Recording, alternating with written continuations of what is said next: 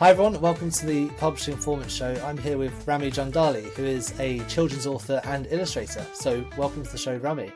Thank you, Teddy. Thank you for having me. Excited to be here. Thank you. So why don't you tell us a little bit about your backgrounds and what led you to you becoming an author in the first place?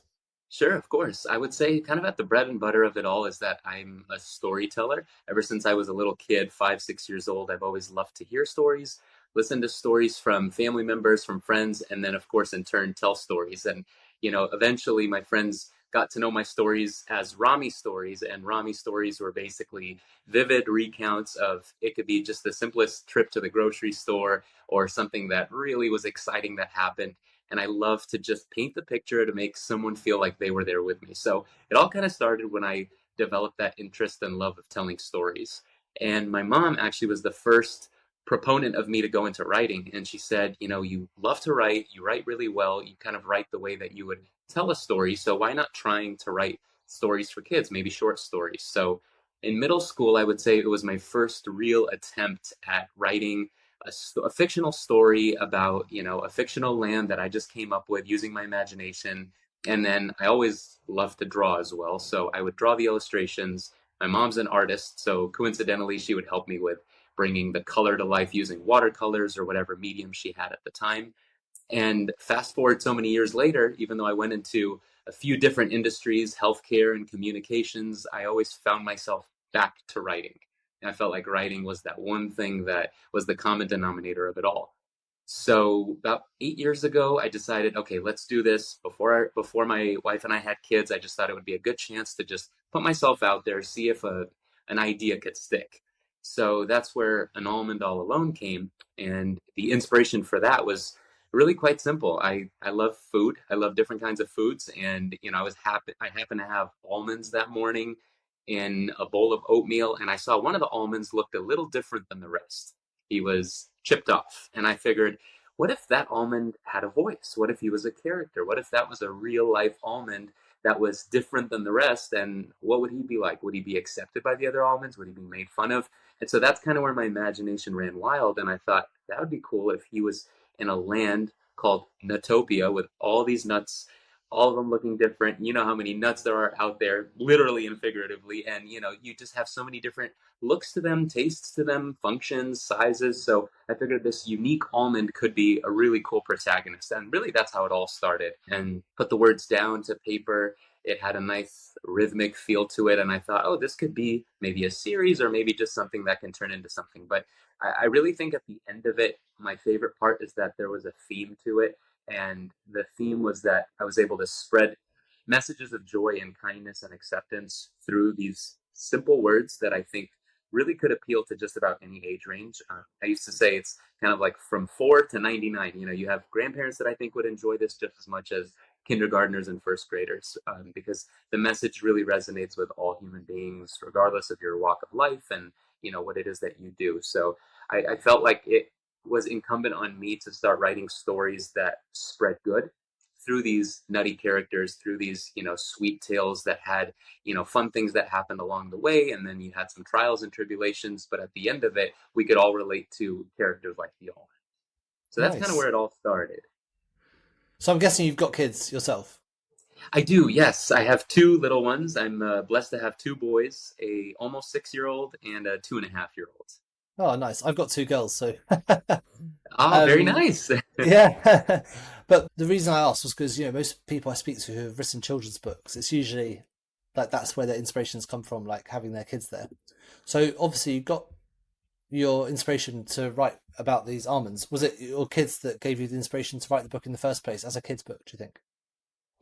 Funny enough, my firstborn wasn't even born at the time. I think it was about a year and a half before he was born. So it was before Oh, my right. wife and I even went down the route of, let's go down this journey and let's start, building our family and whatnot. We were still about a year and a half away. So I was thinking that that's something in our near future, but really I've always felt like a kid at heart. So in a way, I didn't need a kid to feel like a kid, if that makes sense.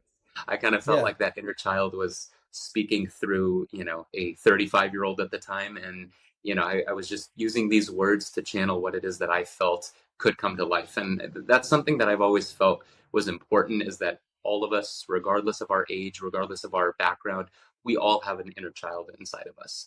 We were all children at one point, and if you use that youthful energy, you can really speak to children the way that we were spoken to when we were kids ourselves. Yeah, that's really interesting. I'm surprised. Yeah, that's you're the first person I've heard that's just gone off and written a children's book without having the kids there in the first place. What was the writing process like? Because I'm guessing, so you didn't have kids, so I'm guessing you hadn't even read too many kids' books, maybe. So how did you research things like how long to make the book, what to include, what not to include, that sort of thing? Sure. I reflected on my background of children's books as a kid when I would read, Yeah, things like The Giving Tree and, Dr. Seuss books, and all of them just seemed to have their unique style. There was no particular template that I felt like, okay, I need to follow this process and it needs to go like this. Dr. Seuss, you have your silly rhymes and you have your words that, give tongue twisters, and then you have The Giving Tree and different other stories that have beautiful messages at the end of them.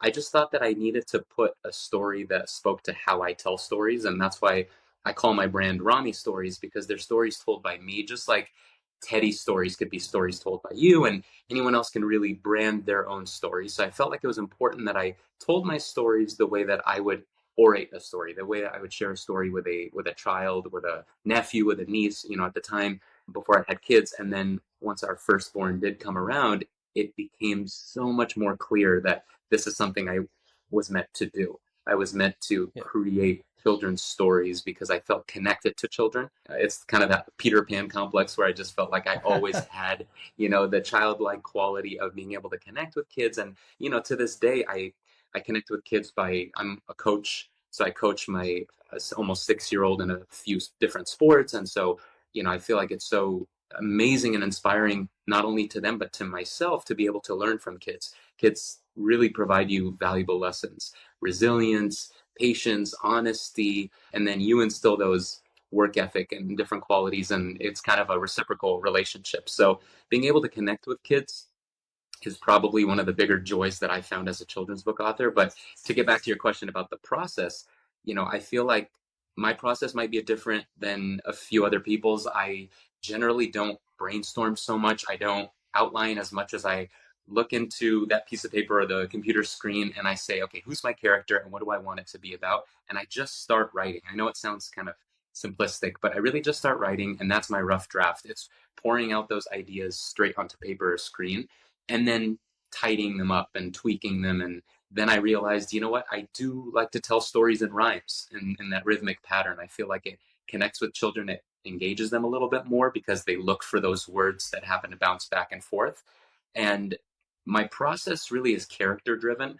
I've always liked doing voices and impressions, and a voice to me has always been a big part of my upbringing. My brother and I would always try and do different accents and impersonations, and we would model after certain characters on TV or video games. So I feel like I breathe life into my characters that I write about in that same way. So I think, what does the almond sound like? What does the walnut who helps the almond along the way sound like? All of these little things help lend characteristics to the characters that help tell the story. So I think through my characters, I can tell a better story once I know who my characters are. Are there any villains? Are there protagonists? Are there helpers along the way, those kind of supporting actors or actresses, so to speak?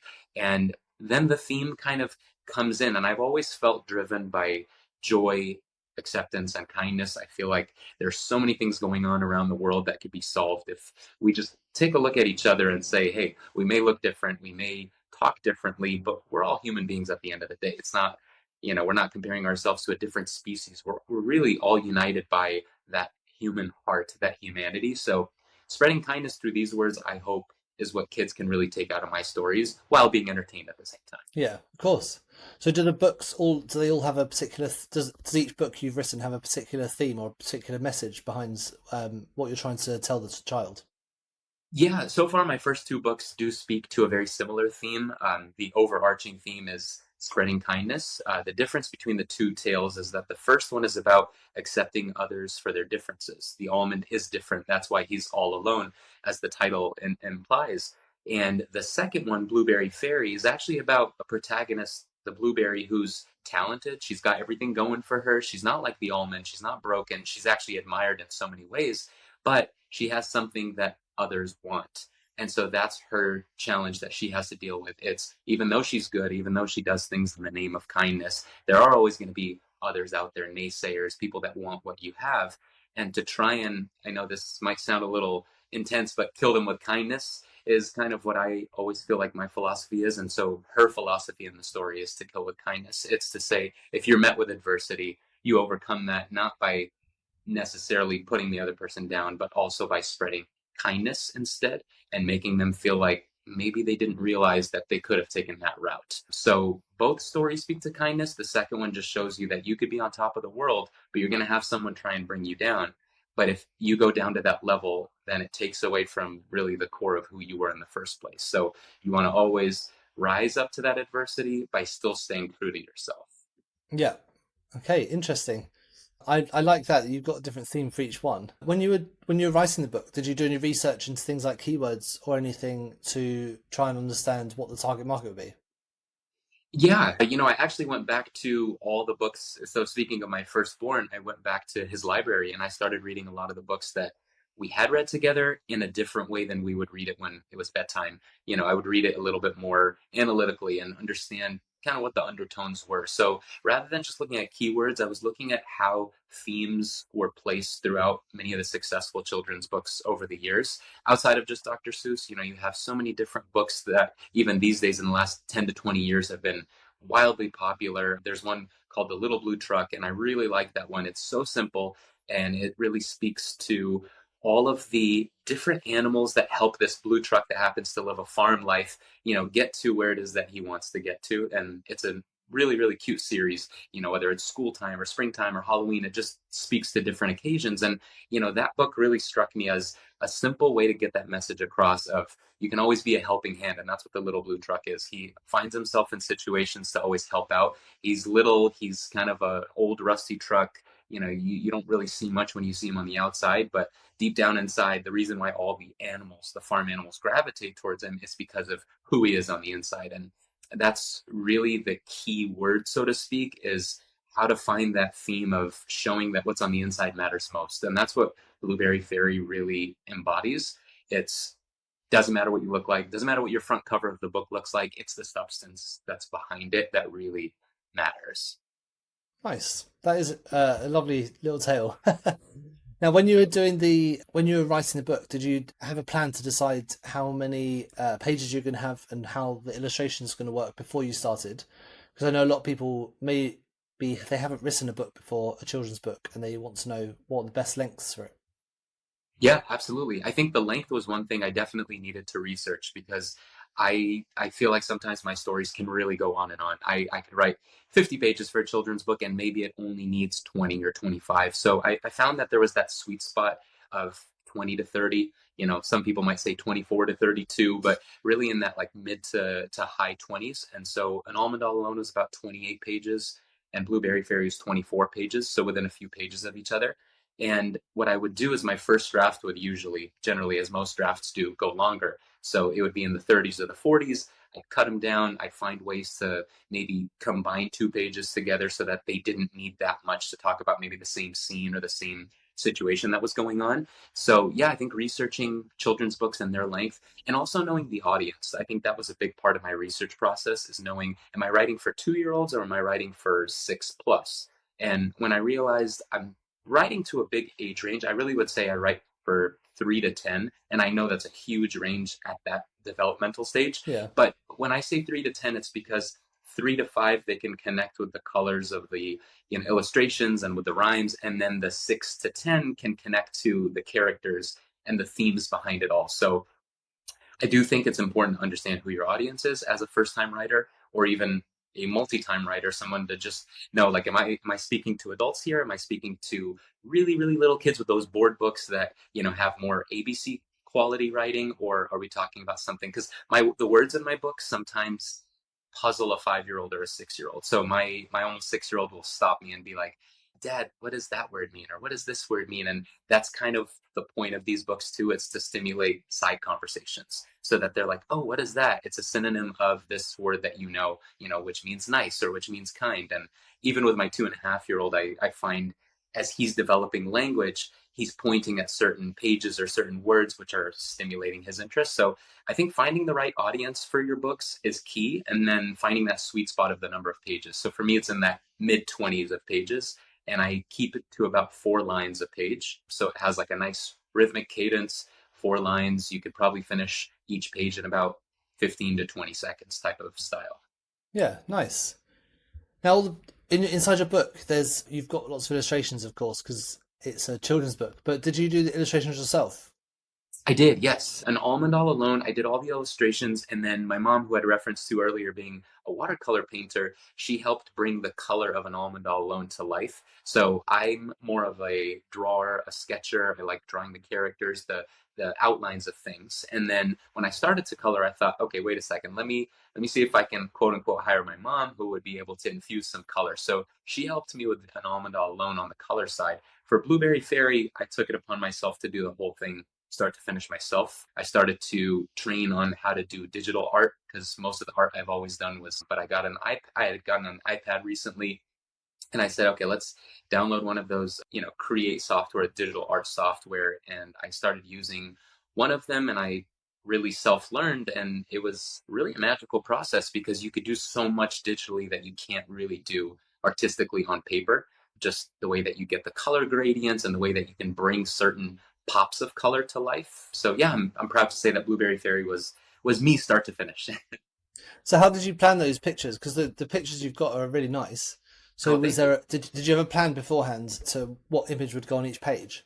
Yes, absolutely. So once I finish writing, the way I usually do it is that once I feel comfortable with a draft, I then go back page by page and I draw up a scene in my mind. And I say, my imagination is very colorful. So I look at it in terms of what comes to mind when I first read those few lines or those few words. And really, whatever comes to mind, I'll jot that down next to the page.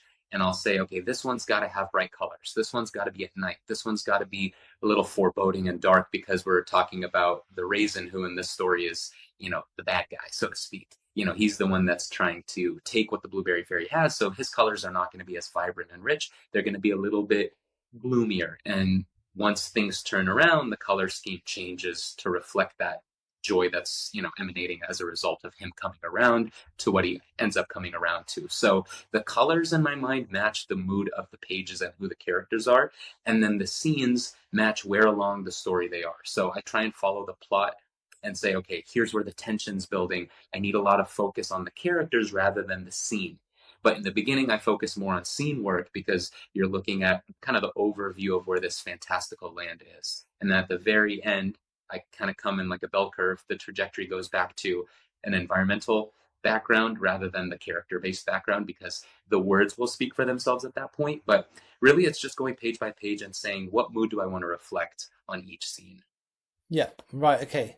So do you, because I've written when I wrote my children's book, I basically did it in a kind of I made a PowerPoint for what was actually going to be on each page and kind of just wrote down what the images would be before I started drawing, and it kind of helped me to map out the story and where the words would go and things like Very that. nice. Yeah. No, that makes sense too, because you're looking at it kind of scene to scene or page to page. Yeah, exactly. Yeah, because I wanted my pictures to kind of overflow the text a little bit because I had a giraffe in it, and so his neck would go across multiple pages. Love it. And then Yeah, one other thing stylistically that I consider just to maybe give another option to authors is some authors or illustrators like to leave a lot of white space on their paper. And I feel like you can go really right with that depending on what you're trying to achieve. Are you trying to achieve more of the pop of the words or the pop of the color on the in the scenes? And I went with the whole full color page and then the words are kind of embedded within, but I've seen Julia Donaldson is an author that I really like, and she's done The Gruffalo and Room on the Broom and Snail and the Whale and lots of other cool books. And she tends to leave some white space because she has like a focal point on whatever the scene is or the tension is of that particular part of the story. And then the words are somewhat above it or below it. So I think anyone's style can work when it comes to children's books. That's kind of the beauty of children's books. You yeah, pick your style. And if you don't want to stick with it, that's cool too. But I feel like once you have a style, you'll be known for your style. yeah, definitely. Now you've obviously made some sales with your book, and you've had a sort of some level of success with it. So what marketing did you do in order to get your book out there? And also, did you have any particular processes you followed for the book launches to get them, successful on wherever you were selling them? For sure. I think it starts from within, and that's your launch team, I like to call it. My launch team is super tiny. It's an intimate group of family members that I feel like either are somewhat active on social media or have some decent networks, and each one of them has their own respective network of friends. It could be coworkers or colleagues depending on their line of work. It could just be friends that know people that might have kids or work for schools, etc. So I feel like starting with your intimate team, so to speak, of for me it's 5 to 10 people, others might be a lot larger than that, is a really cool starting point because that gives you the chance to propel the word from people that you trust. You're not just going to social media influencers and writing up this whole proposal on will you please talk about my book to your followers when they don't know who you are. And I think a big part of the writing process is who the author is. When you connect as an author, it goes beyond just the words. You're a real person. I read these Dr. Seuss books, but I don't know who Dr. Seuss is. I've seen his picture a few times, but if Dr. Seuss was here today, I would love to pick his brain about this and that. And I feel like that's the beauty of the world that we live in today. It's that you can make those bookstore visits and school visits. And to me, social media is a great starting point, but it's certainly not the end all. It's not as effective for me, in my experience, as the in person marketing. And the in person marketing is really putting yourself out there as a brand, as a person, humanizing yourself. And the most successful I would say that I've been is when I get to connect with parents and kids. It doesn't have to be in a school format. It could be. I love doing readings to kids and connecting with them because they have lots of questions, and their questions are intriguing, and they want to know about, like, how do you become an author, and what is it like writing for a living, and how much time do you spend, and how do you get your ideas, and all of that. And it's really cool to try and maybe find a little bit of a spark in each of them to remind them that they're all writers. But for me, I would say most of my success has been word of mouth, in person, connecting with people, through sport teams that I coach, through schools that we've been a part of through our kids or my alma maters, and just networking from there. So it's quite a manual process for you. You haven't tried to do much online marketing. It's been mostly trying to get word of mouth and try and get that out there. Correct. I have used Amazon ads. I have used, social media campaigns. I actually, on the side, do communications and marketing for a healthcare organization. So I do have a lot of the tools and strategies on how to make a digital marketing campaign. And I do feel like that can be very, very effective. But because of the line of work that I'm in, I think the in-person is such an important way to Yeah, bolster that. It's to make you known as you're Rami the author, not, oh, you have these stories that come out once every, couple of years, so to speak. So it's like, yeah, oh, I like who he is as a person, therefore I want to know what his next book is. So that's what I'm trying to achieve with my marketing process. It's kind of the boots on the ground, and yeah. then letting the social media and the ads and everything kind of go from there. Nice. So one thing that I think is quite difficult with children's books is mentioned just then you did some Amazon advertising. Like finding those keywords can be a bit difficult because obviously Mhm. people don't necessarily search for Almond's children's book. It's like it's what's that keyword might not be there. So what was your approach for finding keywords? Keywords to me resonated when they linked to your theme because I felt like when you searched for books about kindness or books about, you name it, acceptance, for example, you started to find a litany of books that had very, very analogous themes. And those themes made so many different styles come together. Again, books from the 60s to books from only a few years ago, all kind of amalgamated into one reservoir of books about kindness. And that to me was better than nutty tales or almonds or blueberries because really people are not going to think of those topics until they see your book. But they're Yeah, going to think about, oh, I want a positive book for my child, or I want to teach them a lesson about being strong. And there's a big anti-bullying message within an Almond All Alone, and talking about how making fun of others is not right, and teaching kids kind of like it's never too young to know that you need to treat others with kindness and respect. And if you see someone that's down, you help lift them up, and all of those things. So those are the keyword. That's where the keywords generated from. It's what do my books sum up to when you really boil it down to, like, what is your book about? And if you can put a phrase to it or a sentence to it, and then dissecting those words. It's about kindness. It's about resilience. It's about anti-bullying. It's about spreading those messages. Because, like you said, books can be just about anything. They could be about yeah, Gruffalos, and how would you know to search for a Gruffalo if you didn't know what a Gruffalo was? yeah. This can be a good opportunity to use a tool like publishing formats, like because that's where you can get those keywords and it can run those experiments in real time. And I think it might be worth you checking it out because I think it could work really nicely for your books. Definitely. Um, yeah. So what's your plans for future? Have you got any new books coming out that you're working on? Yes, I do. Spoiler alert, I'm in the middle of the second installment of Blueberry Fairy. So, Blueberry Fairy, I felt like there was enough to that story to turn it into a series. So, I'm hoping that it can turn into a three-part series. Right now, I'm fixated on part two, trying to get that story fully fleshed out and developed. But I'm in the middle of that. Hopefully, in a few months, that's my goal. Being a dad of two, being a husband and, full-time worker, time does get a little bit tight. So it's sometimes you say it's going to take a month and it takes 4 months. But the hope is that, if not by the end of this year, 2024, early next year, that I would be releasing the second installment. Great. Well, I'm really looking forward to seeing it. I love the first two Thank you. books, so looking Oh, forward to thank you seeing very these new much. ones. Yeah. Now, if people want to get in contact with you, where's the best place to do that? Is it social media or?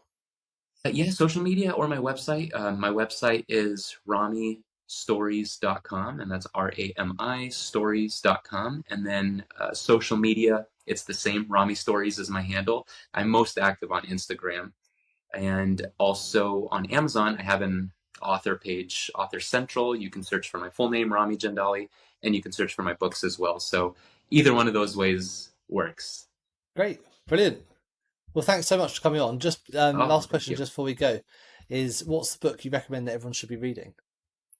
You know, I've always loved The Alchemist by Paulo Coelho. I feel like it's one of those books that when I first read it, I was in my mid-teens, and to this day, I'll want to pick it up and read it. Talk about themes. It's one of the themes that's really resonated strongest with me. So to all the listeners out there, whether you've read it or never read it before, please pick up The Alchemist by Paulo Coelho. Great. Well, thank you very much for that recommendation. It's been great chatting to you. I'm really looking forward to seeing what happens to the next few books. Thanks, And Teddy. I there's been appreciate it. some great tips there on how people can get started writing their own children's book. Looking forward to seeing a new book come out. So thanks for coming on. We'll speak soon. I appreciate you having me, Teddy. Thank you. Thank you so much for tuning into the Publishing Performance podcast. I really hope you found today's episode inspiring. I love chatting to authors, writers, and people in the publishing world. Now, just before we wrap up, let me tell you about Publishing Performance, the #1 platform for authors who want to increase Amazon book sales but are not really sure where to start. Now, this show is all about helping you to sell more books. And if you're looking to boost your publishing game and to maximise your book's potential on Amazon, then Publishing Performance is designed to help authors just like you to grow your readership and to reach a much wider audience. Now, I know that Amazon ads can be slightly complicated, which is why Publishing Performance is like having a personalised ad account manager to create your ad campaigns, to choose your best keywords, and to make adjustments in real time. Now, if you're investing in ads, you really want to make sure that your investment is being used effectively, and Publishing Performance does just that. It aims to make your budget go further, improve your organic rank, and target keywords more effectively. Just go to publishingperformance.com to get started with Amazon ads for just $1.